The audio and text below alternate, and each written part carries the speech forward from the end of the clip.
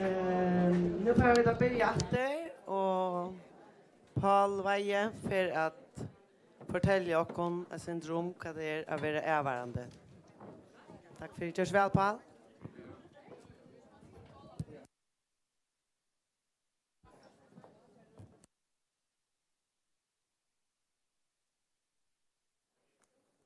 Hører du mig nu?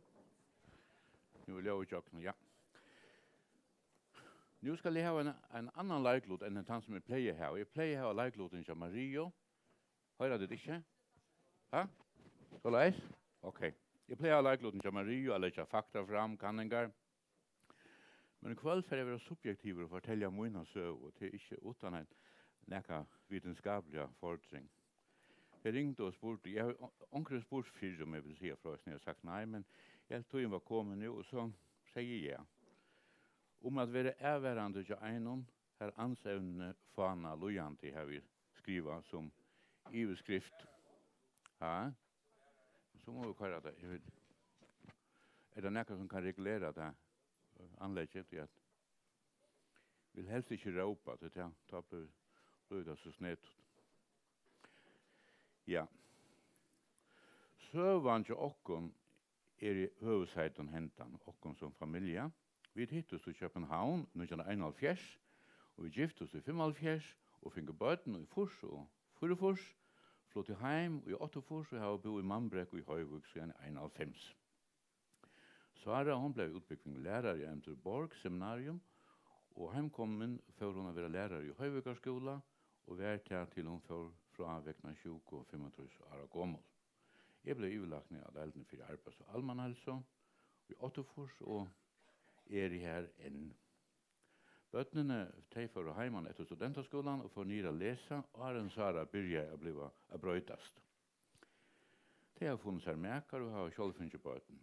Esther døtteren som lakne valgte ikke for å nyra spesialisere seg for en badgen kom heim i Danmark til å gjøre skikta lakne av landsjukhusen, og det gjør han så i fjør. Fyrst og tydelig og tekin om demens fikk svara omlai 2006. Da var hun syst i 50 år. Hun er søgjane våre meir og meir mest av sjukene, og måtte så færa røktarheim og byggva sommar i 2016, som 4 år søgjane. Så nu bor Sara av Vallaløy, Johan Peter, og Susan og sine Tara Samuel og Nathaniel og Signabø, Esther Steiner, Rie og Lutle Paul i Ringsted, og gamle Paul i Mannbrek i Høyvuk. Hvordan er så mine rønter som er hverandre? I Kipa i Ministerium for en av Vysende rastevne i Norrland 2006, hei 4 reika stevnene i Aravus. Nekvar alt var gestur, og sjálvande nekvar oppgaver av vera bløye ved gestene, sosiale oppgaver, eisen til Sara. Men ta sa jeg tydelig at okkurt ikke rukka i rett. Hon kom ikke til åpningar hatugina, og det var forresten nere i Müllers Pakkhus, jeg minnes hegen var verstur for kommunene. Sier at hun ikke var bjaua, ikke bjaua, det er slett ikke saman, hun var en pastor av hatug. Og hun tog seg ikke at heimen oppgaven som fylkja via vera verstur for nek fremman folk. Hetta var oforklarlig glømska og sosialer pynlige opplyskaper. Jeg skulle langt ta bedre i bøterflæka fyr i henne, til folk spurte sjálvande etter henne. Møter vi folk, bei kjent og okjent, gerast, eller gjørdust ta ofta flåslig. Tog hun spurte oppi saman. Samme evne til ikke oppater bant etter vittjer. Og i hele tid er ofta nøyet at ombyrre henne først og togina, og er til allmenn kjent hva det beger. Det var en vaksande oppgave hva og tiver som Støva rønter av sykla med levanta skjer, ta henne sammen ved øron, for jeg verger henne med det emotjeng. Ongen tog vi hekneslige føra samrøvene i og anna, føra samrøvene såleis at den ikke slapp av vasse ut i offer. Æra fyrir vi værslig at heska hinn i øyra, at hon minnesveik. Men så kom han nokkur til å sia henne at jeg har hørt at hon hever en trobleik av minnon, og så gjerst hon bilsen og noktar pura. Hon er pura ikke 20 medvid, så misnøgden vekser til øye vi først, og til paranoia, så hon heldur at jeg må ha tåsa vi andre om henne. Og det som sagt, det er nøyt at vi er det nærmeste og vi undrande starfellere i skolen. Men hese fasen er ofta gås. Jeg har altså ikke sjukomedvitt eller kurser, så vil den ikke være vittre. Da så diagnosen vil kunngjørt henne av helsevesenet reagerer hun først ved vantrykk, så fortvivlelse, fornoktelse, dæpåskikkene og tunglent. Henne fornoktelse av sjukene gjør at jeg struja få henne til viltaler og i helsevesenet og vi til døme sa. Så tar jeg som jeg ser kunnlag innan av demensøkene og til å teka tilmaltan hele var. Det kommer så så lujande spurningar fra arbeidsplassen om støvuna. Foreldre mer og mer øvnøgt ved avrykken kjenne i skolastående, og nærmengene kører rundt ved henne. En rond at halda fast ved Gjeranstein skolan var gjør via Kipas såkallat varstarv, men det blir til best ut av tog, og ender så vi avlemmens pensjon. Men han sier farvel vi arbeid utan sjálv av vilja til, utan at vita seg sjukan, eisen en sterk trupel prosess. Hon hugsar at man var onkur som vil av i henne, hugsar hon. Så saknar den fyrsta tøyna av starfelleren og nærmengen svarer. Hon ånøgd og nastan og i øyne om å være sett utanfyr arbeidsmarknaden og etter henne metung av året. Hon er så ensam til heim og i datui og tjejer seg ofte og fer ut av alla. Og så kommer der første telefonoppringingene fra fremmanden som halta at hon ikke finner heim. Så røyner vi da finna GPS-utbruna som viskar, men han er klossutur og lute funksjonell. Så lujande vekser 8-4 at hun kommer og gjør okkur vanda mykje heima. Sløtje til malaren til køkjeplatnar og er ferdig arbeids. Hun byrjar eisne affæra fra husen etter at det lakstur om kvölde. Tog må utvorene få en likil eisne innare så jeg kan ståndja okkon inne. Nejot vi nekvån vikjannon oppi til henne jogn arbeidsdagen, men at enda vi nejot at hun kommer vidt til arbeids. Hun sier så av munare skrivstå atlandagen fra Orlamåtene til senta kvölde, og til nekvar funder rundt om i bøynen og gjerne 2-3 år. Dette var greit ikke en værande løsn, og tog søkja vidt om det tilhaldsdet. Hun brøttes da hun kom av det tilhald. Her trivist hun, men hun vil ikke fære her om måtnene. Nok der pura tar en kjem til dittnar og ofta renner om bostor, så det et arbeid at renne etter henne og røyna lokkane inn. Det tilhald er best mitt av det og være ikke noe mykje om jeg skulle passe mot arbeid. Tog var gjort en særlig kipan her hun kunne være fra 8 måtene til 4-5 setna part. Det var en latte. Men så kom den større kolveltingen til en røktarplass for til henne av døgnstående. Halt her at her hjelpte de og i det tilhalt noen mer vel. De så hvordan ytlom var 4 og hette så hette så greit frat og kipan. Det var en latte jeg kom av Vatlaløy. Her hun fallen vel til og vi. Første togene var det bytla henne inn at det var okkara uibo nere i byen, okkara sommerleilighet nere i havnene, vi som bygger opp i Høyvik.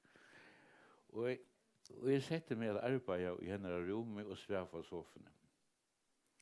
Og det rikket jo ordentlig godt, så lujande fer hun ut med til henne tjokkenen, dittnar som fører inn til fellagsrommet. Og turene utgjørtes langere og langere, og så vi kunne jeg fære ut sjálfur utan at hun tala i et. Etter en 2 måneder kunne jeg fære av landen og i arbeidsørenden utan at jeg førte til krepp. Hun følte kjøtt vel til, og når hun kom her var hun ofte ikke kjett og kunne være ytlet før. Av Vatlaløy hendes speklig at jeg under at Sara brøttest, fall til rå, gjørdes glede og for å synja og heve sunja sujan. Et potpourri at han sangen som hun har sunget jøgnet løyve, ikke minst her hun sang i Bethesda-køren som helt ung. Nu Sara et hunaligt kammer ved nekko mynden av henne nastringen, men hon lydlig av kammeren, og hon sitter helst ut mellom folk i fellagsrommen. Og hvordan har vi så tid til hesa sjukasøvn? Tun kæra fanar så lujande borster. Kroppen opprøtter, men sinne og personleiken svinna. Demens merker å være andfæren. Det alls ikke bare minne som fer, men alle personleiken brøytest. Tikkara felags forstøy forsvinner spekelige. Tikkara minner om særlige hendingar av lusleiene svinna og kvørva. Sjølt minne om de store hendingarna, så som da bøtnene kom og kvørva. At enda hev du nästan best sjálvan hemmen, lika med etter. Personeren som du kjente ikke til meir. Hon færen og kommer ikke atter. For meg det at det er godt å komme og halde i hånd, kjemta og få et smul eller en later. Og å spela musikk og dansa sindur damer henne framveis. Men jeg har vært og av at hon ikke alltid vet hvor jeg er. Helt best at jeg en behagelig person at halde i hånd, eller være klemma av. Men så sier hon brådliga nu om det, og her kommer min prinsur, og skjønnelig glad, da i Sverige at hon min prinsessa, og vi teka straks en frialian sving om. Og da så hon fettler inn i rytmena, alt brådliga nästan som fyrr. Som bra dødja, og det har så mykla sorg viss her. Hon dødja spekliga derfor det, og det har langtrykna sorg viss her. Så at jeg sier, vet jeg ikke hva jeg valgt, om jeg kunne valgt. At livet vi einen som spekler gjør spaten atter, som å få baten atter sjølvor. Jeg passer i omgang til okkara bøten, jeg kan særlig må innrømme, det gjør det Sara, men nå fikk jeg så mulighetene å lære at jeg vil ut. Alt fra at mæta til regnfør. At jeg var eier av hverjum fingre, alle vakna tøymer, tøy alt kan hente. Til dømes blå borster i mannamikvo og i størpo i udi heime. Panikker som alle småbøtna foreldre kjenner atter. Alt liv hever opplivingar visser, og sommerna opplivingene er så okkar eksistenser. Også at mine opplivingar har lært meg å færa nyer og fer, og best være nærværende til en medmenneske som damer milda tal og tryggleika og at være hilden om. Så kanskje dette særlige samliv i okkara middel til senast årene en måte til mer å lære nek om liv. Det er også en hatt eisen være rykande over å nøtte å teka meg av og fylgja en menneske fra vaksna manna førleikon helt nye til åndsja doa. Det skal ikke være noe løgna at vi først oppbøy og sinne for å stave til henne løte til du har sissa det og fjata en affær at hon utan innlig og egna støv og tog helt utan skilt. Skal heller ikke gløyme å si at ensomme størst, og det slev og ensomme da personleiken færen så la seg du og i henne ikke er nekran samtale og partner og langer. Du lærer å være tålen og ikke teka deg nær, ta du altså ikke takksomme fær at du fire tunna gaukjerer og oppoffran. Du lærer ikke teka deg nær, ta du være lagt underbeg at du annars nøyd og likva med til en annan. Du lærer å nøyast vi luttla løn for størst strev, så som er lydesmulig eller okkur annan tekin og velvær. Men du lærer eisen setta prus oppa liv, dur mæta liv. Det var det.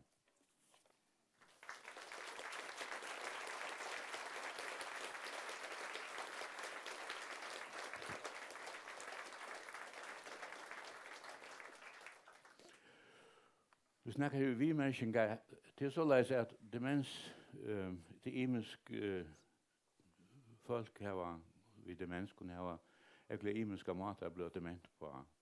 Demens nu skal jeg ikke først snakke lakna litt, ja. Demens en sjuka som langt i greina, nekvar underbalskar, imenska utviklingsmåter, og det kommer helt visst flere, tror jeg at, og så har jeg sett, ja, men dette var så, jeg forklarer om et forløp som vi alltid har vært på en måte uttidt seg vel opp. Det kan nesten være til at folk ikke faller til røv og blir glede, men de er utsatte, men til en annen søv. Men nå innenfor jeg var i heppen så måte at jeg kan fære ut og vitja Sara og spyrre hvordan hun hever det, og så sier hun som største kjølfylkelig, jeg har det godt. Og synger hvor jeg er på et land. Det er en god ting. Ja. Kommentarer, spurningar. Skal kjenne. Det er sånne ting som man, andre ting enn dette som jeg har nevnt, som vi kan komme inn på, hvis det vil. Men jeg er grunnleggende når man sier at jeg er glad for det som akkurat velferdssamfunnet har gjort mer vi, tror jeg at jeg fikk henne, altså det er ikke på til, altså jeg har tvær måler, enten måtte jeg kjøpe et arbeid og passe henne, eller måtte hun bli passe over. Nu er hun så passe over, og det har jo hefnast det alt.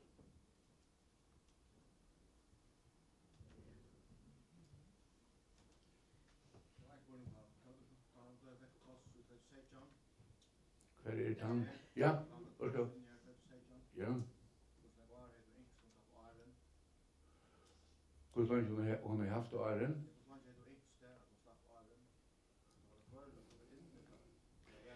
Ja, jeg vet ikke. At det er en god spurning, men jeg skal røyne svære den ærlige. Det er eisen en kamp ved det sjølva nær du slipper. Altså, bare sagt, jeg tykker ikke at det var klarere for vi sier ikke. Det er alltid kanskje ikke. Ja, altså du stender plutselig her, nu skal du bestemme at det er gonger ikke. Og det er en smertefull prosess. Det er jo alltid lettere bare at si at vi tenker en til at tre og vi hvordan det gonger. Selv om du kan si at du rasjonelle sier det gonger ikke, så vil du kan si mer kjenselig si at du kan tenke en av vika til at du kan bo i laten av sommerferien og lette opp noe for sutt.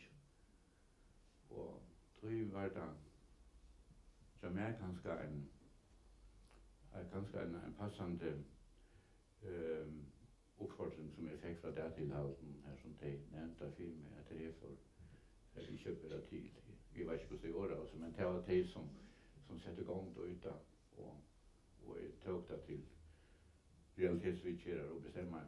Men han bestemmer seg, det er ikke svårt, det vil jeg si.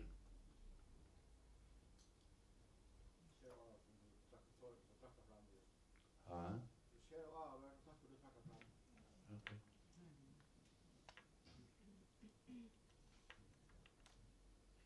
Ja. Ja.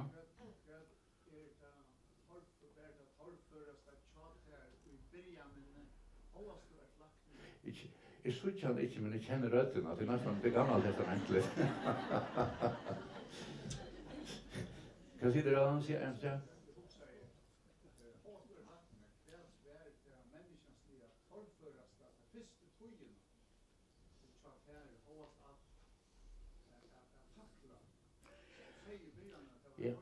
Ja, altså, det som er ringt, fyrstene tar det utviklet seg, tar utviklet seg jo fra ungen, og det er ganske det ringeste til det små og insufficiensene i begynnelsen. Altså, dette bare av folkelighet, eller overplagthet, eller dovenskap, eller hva det er det for nækka. Altså, diagnosen så er etableret og så videre, så har du til at intellektuelt i høtten av beina vet at irritasjonen kommer spontant, og det kan du ikke alltid styre i samme hva det er blitt det kommer. Men så har du beina til referansene, dette er altså en sjuka. Men andre sjukan er ordentlig vel etableret vei som av forskjellige diagnoser og så videre. Da er at det avtalen her kanskje en trobladj som er der. Og i hinn endan så er det dette her øyla. I normale menneskelige relasjoner først du alltid attermelde. Hvis du gjør omkring, hvis du flyter en eldre en stål for en dame, så vil hun sannsynligvis nikka til den og sette pryset på det, eller helt horen, eller hva det nå kan være, eller bjøver kaffe, så først du oppmerksomhet og takk. Det først du ikke, hvordan jeg ofte opplever det, at han takksomme er vekk, og det er tomrummet, det er sånn unaturligt, det er alle akkurat normale måter jeg lever på at vise omkring blodskap av omkringslæg, så kan man lukla takk at av omkringslæg ved bøna ett äknabra för exempel. Men här är det ganska inte som kommer efter. Och det är bara, jag vill inte så tillskillighet, men det är som att köra då i ett, och det är ändå störst våld. Och ta ska du bli först huxa dig om att inte blir sur eller arg eller ett land. Det var glädjligt att höra att hon onkel säger rätt med prinsen. Ja, alltså självt och i hälsan blir det till att vara att utstända romantisk. Och för exempel det här att självt i det där jag var här uppe och så körde vi ett anlägg från och Jim Reeves för att synja this world is not my home. Vi har funnet danserut och det gick ordentligt gott och det var inte makabert och det var faktiskt en äcklig sanselig musik.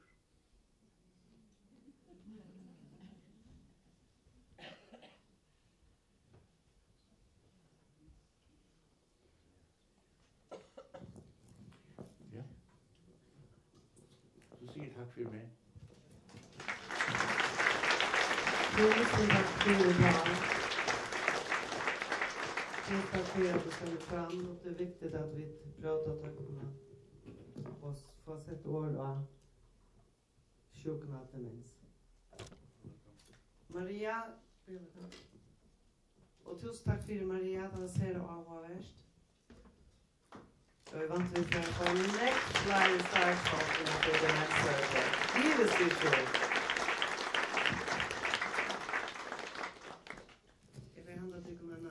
Flotta hållsmyckor.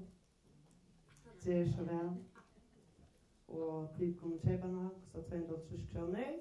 Och stolar är bench asma till honom. Och i morgon färdigt att köparna läckra lagar av det kaffe. Tusen tack för allt som att det kommer kväll. Virkelig deiligt. Ja, det var så mycket som ett ord. Tusen tack för det.